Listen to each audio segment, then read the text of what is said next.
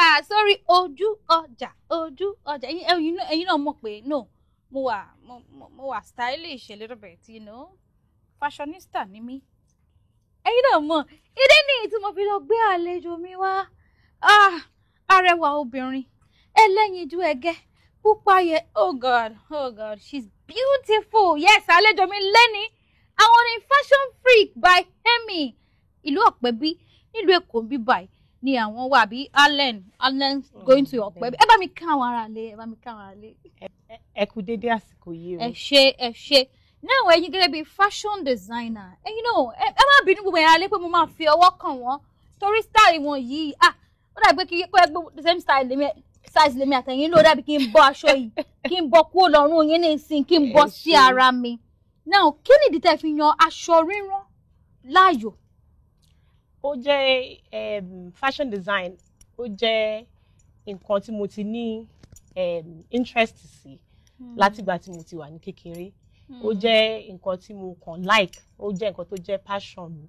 So látìgbà tí mo ti wà ní kékeré ni mo ti máa ń draw aṣọ, ni mo ti máa ń ṣàmọ̀ pé ká ṣe ara ní oge ló jẹ́ nǹkan tí mo fẹ́ ṣe. So ẹ̀yin fúnra ara yín báyìí lẹ design eléyìí. Bẹ́ẹ̀ni. Ẹ dákun ẹ mọ́ bínú, ẹ bá ń kórun yẹn sẹ́gbẹ̀ẹ́ báyìí káwọn ará lè rí beauty aṣọ. Oyè olúwa mi ẹ̀rọ, olúwa mi o, oh God. Olóòtú ni tó gbogbo ẹ̀ rékèrèké lára yín. Bẹ́ẹ̀ni. Ẹ̀yin fúnra yín lè dẹ̀ràn. Bẹ́ẹ̀ni. Ọmọ olóore wà báyìí tó dẹ̀ tún tẹpá mọ́ṣẹ́ tó ó dọ̀wọ́ Ọlọ́run. Now látìgbà tẹ́ wá ti bẹ̀rẹ̀ ńkọ́, ǹjẹ́ ó ní ìgbà kankan tẹ́ kábàámọ̀ wípé ẹ bẹ̀rẹ̀ sí ní rán aṣọ àbí ẹ bọ́ sídìí iṣẹ́ yìí? No, kò tí ì sí ìgbà kankan. Tẹ́ kábàámọ̀. Ok, kí ló wá dé tẹ́ wá pé tẹ́ fún orúkọ ara yín ní Fashion Freak? Fashion Freak is just pé ẹni tó wà crazy nípa fashion. So freak yẹn mean pé ẹni tó yẹ wípé nǹkan káṣara lóge ní nǹkan tí ó jẹ ẹni náà ní ogún. So ìdí tí mo fi mú orúkọ yẹn nìyẹn, because orúkọ yẹn gangan ni ó describe èèyàn tí mo jẹ́. Bẹ́ẹ̀ni. Fashion freak ni yín lóòótọ́. Bẹ́ẹ̀ni. Torí bẹ́ẹ̀ ṣe mú àǹkárá yìí tẹ́ ẹ̀ dẹ̀ sọ́ di tẹ́ wá tún gbé sílẹ̀ tó le eléyìí tẹ́ wá gbé sí gan wà láyé ó dàbí kí n máa bọ̀ lára yín bí mo jókòó ìwà láyé bí mo jókòó yín máa ti lọlé o mú wọn lọlé. Now ǹjẹ́ ẹ ní àwọn tó yẹ pé ẹjọ́ ń ṣiṣẹ́ papọ̀ tó ń ṣiṣẹ́ fún yín àbí ẹ̀yin nìkan lẹ ń dá ṣe? Mo ní àwọn tó ń ṣiṣẹ́. Ṣé ìfúnra yín lẹ máa ń design aṣọ? Bẹ́ẹ̀ni. Tí mo bá fún yín láṣọ lẹ́nìí sìn ẹ design ẹ̀ fún mi. Èmi ni màá ṣe. Bẹ́ẹ̀ni. Ẹ design aṣọ fún mi. Bẹ́ẹ̀ni. Ok, aṣọ tó wà lẹ́yìn yẹn kò yí ojú díẹ̀ eléyìí no ẹ yí ojú sápá bí eléyìí. Bẹ́ẹ̀ni. Tí n bá ní kẹ́ ẹ design ẹ̀ fún mi kí ni nǹkan tẹ́ máa fi rán fún mi? Ó depend on nǹkan tẹ́ bá fẹ́. Mo máa ń fẹ́ béèrè lọ́wọ́ àwọn customer mi pé kí ni wọ́n fẹ́. Ẹlòmíì fẹ́ nǹkan tó gùn, ẹlòmíì fẹ́ nǹkan tó kúrú. Tí n bá fẹ́ nǹkan tó gùn, short. Tẹ́ bá fẹ́ nǹkan tó gùn, màá sketch oríṣiríṣi design fún yín based on nǹkan tẹ́ bá sọ pé ó wù yín. Ẹlòmíì ò fẹ́ kápá ẹ̀ hàn, ẹlòmíì ò fẹ́ kẹ́yìn hàn, ẹlòmíì fẹ́ kó hàn. Ara yín fẹ́. Ẹlòmíì so depending on nǹkan tí customer bá fẹ́, I sketch out design fún customer. So customer wọn á ní pé nǹkan táwọn fẹ́ nìyẹn dẹ̀ nǹkan tá a máa rán fún wọn nìyẹn. Ó tún rí gbogbo àwọn ẹ̀ṣọ́ lóríṣiríṣi tẹ́ kó sórí tábìlì. Mo rí wípé àwọn eléyìí wọn jojú ń gbèsè. Ṣé àwọn eléyìí wọn wà ní kán ní léegun ẹ̀yìn báyìí? No. Kò lè kán mi léegun ẹ̀yìn. Now ẹ wo this beautiful èmi ò ra àwọn gbogbo eléyìí kẹ́ tó kú òǹbí o. Ẹ̀yin náà mọ̀ pé lórí Orísun èmi gan fashion freak ni mí gan ní ìsìn torí mo láìkí oge ṣíṣe. Ọlọ́run sì mọ̀ mo láìkí mọ́ dán.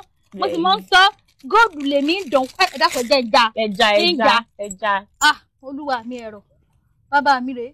Bẹ́ẹ̀ni. Sẹ́rí. Very beautiful. Nah, very beautiful. Now tí mo bá délé iṣẹ́ yín nìsín tí mo bá mú bíi 5,000 naira Nigerian money bí mo bá mú dé ilé iṣẹ́ yín ṣé mo máa relé ìjáde? Ẹ máa relé ẹ̀ tún gba change. Dáadáa ẹ tiẹ̀ lè ra méjì ẹ̀. Tó máa tún gba change gan. Bẹ́ẹ̀ni. That means pé kò wọ́n nìyẹn. Àtọ̀. Kò dẹ̀ ní bó. Kò dẹ̀ ní bó bó ṣe máa rí nìyẹn. Ó bá yín tèmi nínú ilé ẹ wo yẹrí etí yìí ẹ dákun sẹ́yìn ní ìbò ilé ni ẹ̀yin náà mọ̀ lára Olúbọ̀ yín bọ̀ tètè mi ni ẹ̀yin náà mọ̀ pé mo fẹ́ràn ẹ má pè mí lójú kòkò yìí ṣe lójú kòkò ẹ̀yin mo kàn fẹ́ràn nǹkan tó bá kíní tá à ń wí ni ẹ rí létí mi lọ́sẹ̀ tó ń bọ̀ lórí ojú ọjà ẹ rí létí mi nítorí mo fẹ́ràn nǹkan tó bá dáa báyìí àwọn nǹkan tó bá rẹwà báyìí lọ́fìtì lára olúbọ̀ aláì kíní ìdúró dédé ẹ kú dédé àsìkò gbogbo kí tó ń wò mí nínú ilé ojú ọjà bẹ́ẹ̀ ṣe máa ṣe lélẹ́yìí ẹ kú dédé àsìkò gbogbo kí tó ń wò mí nínú ilé ojú ọjà aláwà lórí Orísun yìí mọ̀ fi ṣàkọsí yín ẹ̀yin náà ẹlẹ́rìí àti yín ní Fashion Freak by Amy sísítà mi mo rí àwọn fìlà kí láti tún fẹ́ lè ṣe báyìí. I think adorn the head. Okay. Tọ́wọ́ ń lọ sí church or wedding. Okay. Bẹ́ẹ̀ni ẹ kàn fi clip irun. Ọ̀rẹ́ ṣó fit me.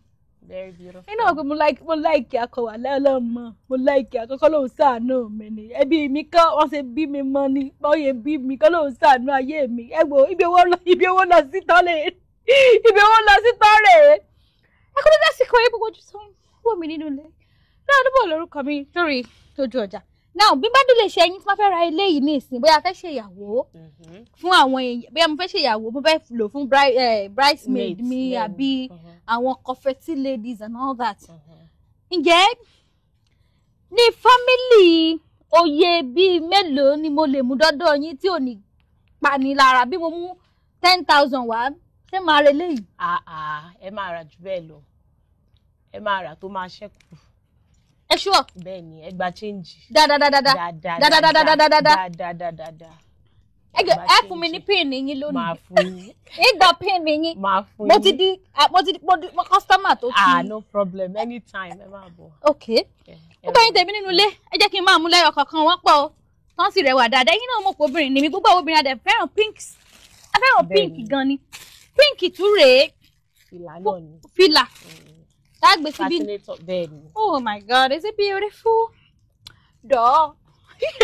Ọlọ́run ṣàánú mi ni. Lórí Orísun náà lẹ ti máa rí àrà lóríṣiríṣi. Náà eléyìí nígbà tá yóò jáde lẹ́ẹ̀kan. Ẹni body chain. Body chain. Bẹ́ẹ̀ni. Ẹni ó ní bọ́n ṣe ń wọ̀ ọ́. Pé téèyàn bá wọ plain fitted clothes. Bẹ́ẹ̀ni. Èèyàn máa wá gbé eléyìí sí. Bẹ́ẹ̀ni. So ó máa wá jẹ́ káṣọ yẹn look beautiful. Bẹ́ẹ̀ni.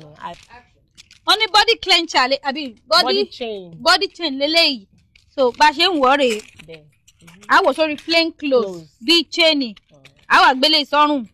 A wà gbé sọ́rùn báyìí. Eléyìí ó wà dúró báyìí. Oh my God. Oh my God. Yóò wà dúró báyìí. Ó máa dàbí pé wọ́n bímọ ni pé wọ́n ràn mọ́. Aláì ló bá ṣe fàkàtí ló bá tán. Ẹ dákun ẹ lóore rà àti ní ìrà tèmi wọ̀ lójú ọjà. Ìrà tèmi. Beautiful. Kí ló wá dé báwo lẹ ṣe wá rí lẹ ṣe wá ní ojú yín rẹwà lóòótọ́ o bẹ́ẹ̀ ojú yín ẹ ṣe wá mọ àwọn nǹkan tó dáa báyìí. Eléyìí mọ̀ fẹ́ jọ irú eléyìí tẹ́ gbé sọ́rùn. Bẹ́ẹ̀ni irú nǹkan wà lọ́rùn mi irú nǹkan táǹtà náà ni. Eléyìí báyìí tí ń bá mú bí mo ní 5,000 naira mi ìlera o. Ẹ fẹ́ ra jù bẹ́ẹ̀ lọ sẹ́ ẹ máa gba change. No ẹ má sọ ni o. Ẹ máa gba change. Bí mo mú 5,000 naira dé iléeṣẹ́ yín. Bẹ́ẹ̀ni ẹ máa rí ẹ máa tún gba change.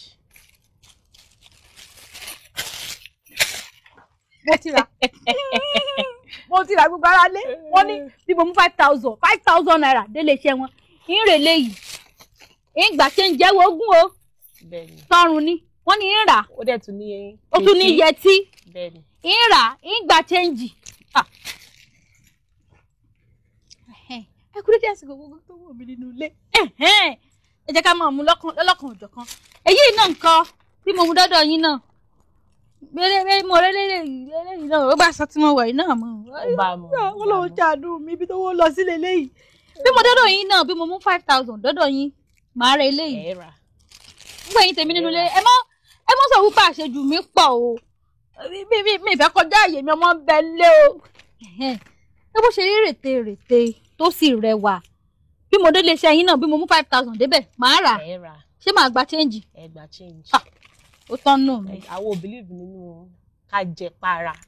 kẹjẹ àjẹpajúdé èrè pé ká tètè tà kó tọ́lẹ̀ ká tún kó nǹkan mi ká tún kó designs mi wọlé Ọlọ́run á máa fún yín ṣe now àwọn earring wọ̀nyí ẹni bí mo mú 5,000 naira délé iṣẹ́ yín màá ra méjì màá tún gba change ẹ ṣe wá ojú yín ṣe bẹ́ẹ̀ náà lélẹ́yìí tó rí tó ń dán gbinigbin ìrà ilé ìfún Yẹmisí Jacob ọ̀gá mi ni ìrà fún sí lọ́rọ̀ pé kò wọ́n ìrà fọ́gá mi now ìyá mi ẹ jẹ́ ká sọ̀rọ̀ nípa àwọn poses wọ̀nyí tó beautiful ká tó bọ́ sí body clincher tẹ̀wọ̀n káwọn obìnrin afẹ́ràn kíní táwọn wí kí gbogbo ẹ̀ mọ́ ṣe now ẹni eléyìí náà tó now àwọn eléyìí wọ́n sì rẹwà o ilé ìkọ́ náà ń pè ní lips àbí lip purse yes yín sọ bí sọ bí tí wọ́n ní lip purse tó ayé tẹ̀mí nínú ilé wọ́n ní lip purse lélẹ́yìí eléyìí náà kọ́. a tún ní ní colour cream náà as well. Oh my God. This is beautiful. Affordable. So very affordable, as in extremely affordable. No, okay. Now, ẹ bá náwó mú eléyìí tí ń dán gbinigbini wájú yín. Ẹ bá náwó mú. Ẹ bá náwó mú. Ẹ rí ojú ọjà la wà. Yín náà mọ̀ pé lójú ọjà kò sí ni. A máa tún gbogbo ẹ̀ máa jẹ́ kẹ́ ẹ rí nǹkan tẹ́ ẹ fẹ́ lọ rà kẹ́ ẹ rí dáadáa òun rèé. Wọ́n ń bẹ bá mú 10,000 dọ́dọ̀ wọn. Ẹ rẹ̀ léyìí. Ẹ ra earring. Ẹ tún gba change. Nínú ẹ̀. Wọ́n ní kò wọ́n rárá. Wọ́n ní kò ràn àwọn pọ́s àmọ́ tábà jáde. Hello, good afternoon, my name is ọ̀dọ̀wọ̀ yín gbogbo ẹ̀yin tó ń wọ̀ mí nínú ilé ọdún súnmọ́ wa náà súnmọ́ ọdún ẹ jẹ́ ká tètè bẹ̀rẹ̀ sí ní ṣe shopping ọdún sìn torí bá máa dìgbà ọdún kó má lọ wọ́n kó má dẹ̀ ṣe aláìmátó. Now ẹ jẹ́ sọ̀rọ̀ nípa body clincher. Ó ní àwa obìnrin là ń lò ń sìn yín. So ó strong o ṣé bàbá òdòdó kò ní ká lẹ́yìn. kò ní ká rárá àwọn èyí tí ò strong tán ọ̀dà tó lè lọ máa ń ká sókè. So tó bá ṣe wà ní ìsìn bí má ṣe gbé sí ló ṣe máa dúró. bóyá ló ṣe máa dúró bẹ́ẹ̀ bá wọ̀ látàárọ̀ títí dalẹ́ kò dẹ̀ ní níyàn lára. kò ní níyàn lára. ṣé ẹ wọ̀ ní ìsìn ẹ wọ̀ tí èmi náà wọ̀ tèmi. ẹ má jẹun wọ̀ ní ìsìn ẹ má jẹun wọ̀ yóò fà kí n káṣọ òkè ẹ má jẹun wọ̀ ìlọ́mọ wọ̀ lé ìrà tèmi. Ẹ̀yin náà kẹ́ lọ ra tiyín gbogbo àwa tí Ọlọ́run dá wa dáadáa ẹ̀yin náà mọ̀ pé gbogbo àwa tí Ọlọ́run dá wa tá a lómi lára báyìí àwa gangan ní ìyá ayé àwọn lẹ́pa náà ìyá ayé ni wọ́n ṣùgbọ́n àwa tá a lómi lára báyìí àwa gangan ní iyọ̀ ayé àwa gangan ní African beauty àbí mo parọ́ ẹ sọ pé mo parọ́ ẹ sọ pé ẹ̀yin náà ẹ̀ lómi lára ni o ẹ̀ lómi lára ẹ̀ jẹ́ káwọ́ bọ́ sí di fashion yín gbogbo àwọn tó bá fẹ́ wá ránṣọ lọ́dọ̀ yín ǹjẹ́ owó aṣọ rírán lọ́dọ̀ yín ǹjẹ́ kò tẹ́tí wà lọ wà lórí alẹ́ ní ìsìn nítorí Ọlọ́run. owó aṣọ rírán lọ́dọ̀ wa kò wọ́n jù torí wípé ó depend on also nǹkan tí ẹni bá fẹ́ rán ẹlòmíì aṣọ tó máa gbé wá ó máa le or style tó fẹ́ rán ó jẹ́ style tó máa le but ẹlòmíì tó bá yẹ pé aṣọ tó kàn wà tó fẹ́ rán kò ń ṣe nǹkan tó máa gba time púpọ̀ jù kò sí everything lọ́dọ̀ wa ó affordable. ẹ má yẹn gbàgbé earring sétí ọdún yín rà mo mú lọlé má jẹ́ gbàgbé ẹ̀ kó lu ẹ̀ mọ́ lọ jẹ gbèsè fún gbèsè. Kí wá ní àdírẹ́sì yín báwo ni àwọn olólùfẹ́ ètò mi báwo ni wọ́n lè dọ́dọ̀ yín nọ́mbà wo ni wọ́n lè pè yín sí. Okay, àdírẹ́sì wa ni 1 má jẹ́ kó dùn mí off Island Avenue ní Ìkẹjà, Lagos. Nọ́mbà tí wọ́n lè pè wá sí is 080-906-49323. Lẹ́ẹ̀kan sí. 080-906-49323. Ẹ ṣé lọ́pọ̀lọpọ̀ àdúpẹ́pẹ́ wa. Ó lè ti gbọ́ yẹn gbogbo tó ń wò mí nínú ilé ẹ darapọ̀ pẹ̀lú Fashion Freak by Amy. Ẹ̀yin náà mọ̀ pé ẹ ní kábàámọ̀. Èmi náà láti ẹni lọ ní ìsìn mo máa bẹ̀rẹ̀ sí ní patronize wọn. Ṣé ẹ rí eléyìí wà láì kò ní bá wọn lọ ń ra tèmi torí wọ́n ti ní tí ń bá fún wọn ní 5,000 nígbà change nínú ẹ̀. Bẹ́ẹ̀ni. Ó bá yín ṣe nínú ilé à ń lọlé náà nìyẹn a máa kẹ́sì tó lẹ̀ lónìí. Ẹ wá gbọ́ ò gbogbo tó ń gbọ́ mi pátápátá lókùnrin lóbìnrin lọ́mọdé àti lágbàlagbà. Ẹ̀yin darapọ̀ pẹ̀lú mi lójú ọjà ẹ jẹ́ ká mọ nǹkan tẹ́ ń tà kókó dodo kẹ́ẹ̀dọ́ níléeṣẹ́ ńláńlá oníléeṣẹ́ ńláńlá náà á pè yín o kó wá kan dandan pé ó dìgbà tẹ́ ẹ bá ti ní gbogbo owó tán kẹ́ tó wá sórí Orísun ẹ wá gbọ́ owó belenje owó tíntín owó tí yóò tó ra recharge card la máa gbà lọ́wọ́ yín láti láti wá sójú ọjà kẹ́yìn náà kẹ́ wá ṣèpolówó ọjà yín kájọ máa bùgbàjẹ́ kẹ́yìn náà bẹ̀rẹ̀ sí ní tẹ̀síwájú kẹ́yìn náà dín ńlá ẹ wá wò ó gbogbo àwọn oníṣẹ́iléeṣẹ́ ńláńlá tó ń dín ńlá lónìí ibi báyìí náà ti bẹ̀rẹ̀ nítorí pé wọ́n ti fi pẹlẹbẹ mú ọ̀lẹ jẹ ẹ̀gbọ́n sista Tẹ́mì ẹ̀gbọ́n wọn ló wá sórí Orísun àwọn náà rí ìyàtọ̀ wọ́n bá pe àbúrò wọn wẹ́gbẹ́ wá etí ẹ̀ mélòó àwọn ní méjì kílẹ̀ fi ń gbọ́ wọn lọ́rọ̀ máa bọ̀ náà lórí Orísun kí ajé kó bá lè bùgbà jẹ fún wọn náà báwọn náà ṣe di olólùfẹ́ ètò ojú ọjà nìyẹn wọ́n ṣe di olólùfẹ́ Orísun eléyìí ni wọ́n fi sọ fún gbogbo yín wípé ẹ pè mí ẹ bá mi sọ̀rọ̀ ẹ gbé ọjà yín wá ẹ̀yin tẹ́ ń ta irun ẹ̀yin tẹ́ ń ta aṣọ ẹ̀yin tẹ́ ń ta ata ní pálípálí ní báàgì ní báskẹ̀tì gbogbo ẹ̀yin kí nǹkan tó bá lè máa tà bó jẹ́ fóònù bó jẹ́ ìwé wá ṣe ìpolówó bó jẹ́ báàgì bó jẹ́ òkà tí mo fi sọ́wọ́ yìí bó jẹ́ bàtà ohunkóhun bó bá ń tà ṣáà máa bọ̀ lórí Orísun máa bọ̀ lójú ọjà jẹ́ kí n bẹ̀ fẹnu sí jẹ́ kí n bẹ̀ polówó kájọ bùgbàjẹ́ torí pé ọmọ alájẹ lèmi o ẹ̀yin náà mọ̀ pé ọmọ alájẹ nìyẹn ẹ pè mí sí 07086562208 lẹ́ẹ̀kan sí 07086562208 ojú ọjà ó wà lórí Facebook o ojú ọjà with Larolubo àbí Larolubo on ojú ọjà káfíńrẹ́ pàdé gbogbo tó ń wò mí nínú ilé ó dàbọ̀.